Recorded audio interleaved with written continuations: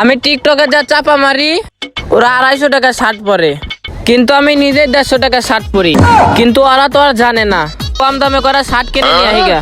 ভাই চালান 150, ভাই চালান 150, ভাই চালান 150, খালি 150, খালি 150, প্যান 150, খালি 150, ভাই চালান 150। আরে ভাই তোর কাছে বেচুম না।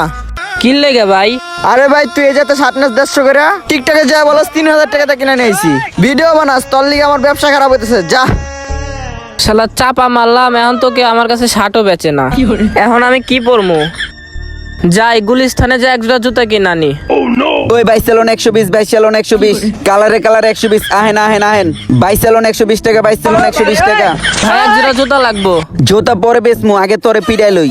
তুই 120 টাকাতে শার্ট কিন না, কস আমি 3000 টাকাতে শার্ট কিনছি, আর 120 টাকাতে জুতা কিন না, কস আমি 12000 টাকাতে জুতা কিনছি। লেবু খাবি পিনিকে আসোস, তোর কাছে কিছু বেচুম না। এর পরের দিন যদি তোরে দেখি জুতা দেয়া পিড়ায়া তোর পিঠে চামড়ে দিমু, সর হ্যান্তন যা। শালার আজকে একটা ভুলের কারণে আমার কাছে একটা জুতা বেচলো না, একটা শার্টও বেচলো না। এখন কি করা আছে? যাই সিরা শার্ট পরে টিকটক করি গা।